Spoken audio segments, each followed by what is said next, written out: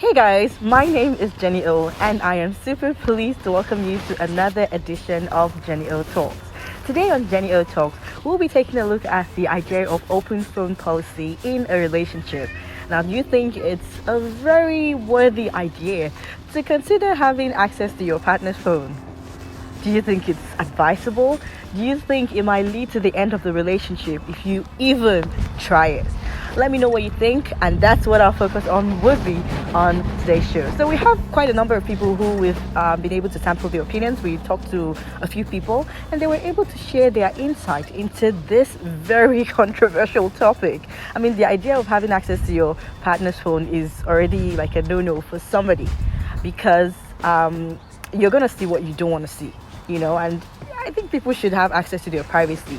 Another person says, if you go through my phone, you're going to be seeing a lot of conversations I've had with different people. You're going to have access to those information, and it's really not safe. And someone also mentioned that if I have an idea that your partner has access to your phone, I wouldn't be sharing some vital information with you, because I know if they have access, they see what I share with you. So it's kind of broad and different strokes for different folks. So it works here, it doesn't work here. I also know someone who also mentioned that their partner has access to their phone, like they share the same password, like they go as far as sharing the same password. And another person also mentioned to me and told me, hey, like if your partner gives you access to his phone, it means he has a spare phone somewhere. I remember talking to someone, I think Akuru, and Akuru mentioned that it can't work in Nigeria. So it might work in some countries, but maybe in Nigeria it's a no-no. Let me know what you think. But before I go any further, let's hear what people have to say on this particular topic, and I'll be right back. Not go work because one word not go talk. You like buy new phone, carry and give woman go still bring that something for that new phone where you just buy, where you never put SIM. Na parable give so. It not work. I'm not someone who believe in having, giving your partner space, trusting your partner. I mean, it all depends. What are you looking for in the phone? Why are you checking my phone? Are you checking my phone because, I'm bored, I'm tired of, scrolling through my phone and I just want to have my partner's phone just to have a change of it? Or do you want to find something? Because if you're there, if the intention is, I want to find something, and you're going to see something, even when there's nothing there, you will see something because of the intention in the first place. So I believe it all depends on your relationship. I mean, I can randomly pick up my husband's phone and just scroll through it with nothing. But if I go there with the intention to see something, I'm going to find it and see it, and that's what's going to escalate the issue. So open phone policy is good. It depends on your intention. So if you go with a positive intention, then I think it shouldn't be a problem. Yeah, I mean, we should have our privacy. We should have our space. I believe in that. So if you have to do it, what's the intention? That should matter a lot. Okay, I hope you enjoyed those interesting views from people. I think maybe some might work for you and some no. Do you agree with some of them? Okay, moving on. I have a particular story I wanted to share with you about a guy, the whole idea of open phone policy, and me feeling like it might work for somebody and it might not work for another person, So, do you think it might work for you? Do you agree to the whole idea of having access to your partner's phone? So, there was this whole idea of somebody who went out on a trip, a husband who went out on a trip, and then he came back home. And he was so excited to see his wife after a while. And he was like, oh God, I missed you and all of that. And the wife was excited to see him too. So he hopped into the shower, was just, taking a shower. And then his phone buzzed. A message came in. And the wife was like, she was actually so eager to just take the phone to the husband. I was like, honey, your phone is, somebody sent you a message.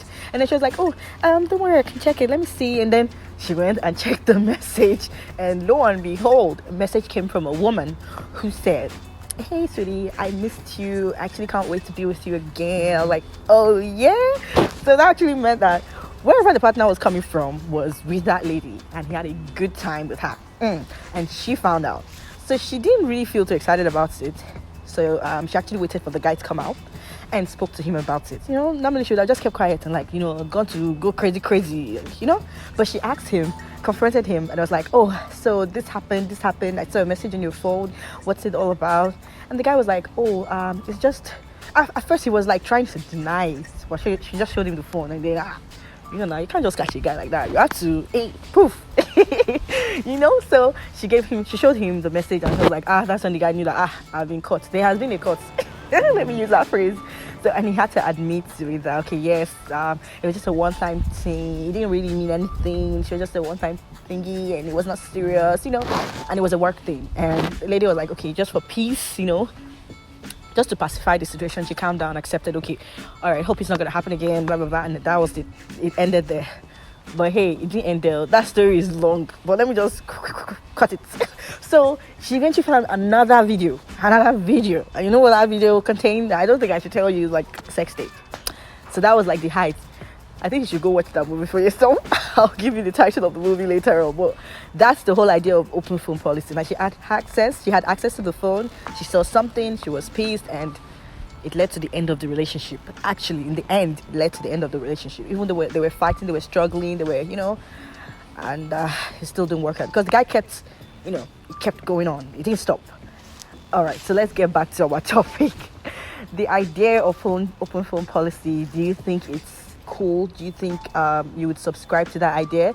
And also remember that when your partner has access to your phone, they have access to different info from other people. Like you share information with friends, family members, and you have friends that maybe like your best friend, that they share very vital details with you, and you guys have a very strong convo over the phone. So if your partner sees that or has access to the phone, they have access to those information. So somebody wouldn't subscribe to the idea. Whereas somebody also mentioned that they both share the same password. Like the husband and the wife, they both share the same password, and they're cool with it. They've been married for how many years, and there's not been any issues. So you see, it works for them. It might not work for another. And another person says it will definitely lead to the end of the relationship. But you know what? I'm not going to do too much talking. I'm just going to take a few comments from some people, because I have a number of, interesting views on this particular topic. So I'm going to read the first one, and it's from Tosi. Now Tosi says, partners aren't allowed into my phone. Privacy extends to everyone I talk to. Like I was kind of talking about earlier on. Not just myself, my partner doesn't have a right to this conversation. So he says, I have nothing to hide, from my partner, but that doesn't mean he gets access to my phone. He has no right to see a family member struggle with health issues, a friend's bitter divorce details, or anything about my work. And the people I have private conversation with should extend that to me as well. And if I knew a friend's partner could read everything I said, I would stop telling them personal issues. Okay, that's from Tosi. So you see, there's more to it than meets the eye. I mean, it might work for some people, it just might not work for another. And I'm going to read a few more before I call it a day, because there's a lot of them right here. Okay, another person says,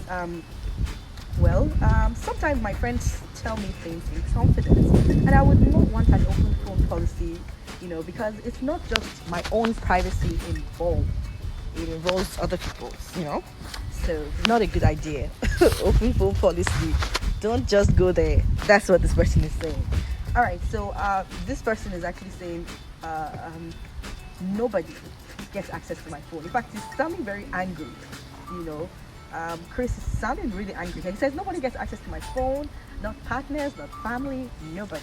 Likewise, I would never request access to someone else's phone. Not my partners, not my families. Because it's not just my own privacy. Still emphasizing on that previous opinion from Tosi that's at stake here, but that of everyone I'm in contact with. All right, another one from Benita. It says, all this phone privacy thing does not work. Why would anyone need access to my phone? I mean, in a trusted and secure relationship? Deeply. So, me and my wife, we know each other's passwords. Yeah, okay. But we don't go snooping. We don't go snooping each other's or checking each other's phones. All because we have trust. Oh, okay. And if I'm driving and want to send a message, I'll ask her to send one, for example, from my phone, and vice versa. It simply means I have nothing to hide, and neither does she. And I don't have to clear my browser history or hide any apps. Why? Trust. I am not, and she's not searching for inappropriate content that would harm our relationship. So we are together.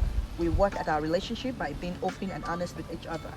Now I know and I appreciate that not all couples are like this. So not everybody. So you see, those two previous opinions were like, no way. And the other one was like, oh, why? I trust my partner. I mean, we have access to our phones and there's no issue.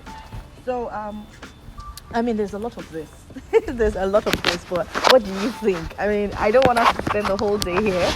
We could read more, or maybe I'll just take one or two, before I go on. Okay, so somebody said, Maria actually said, I definitely support the idea of open phone policy.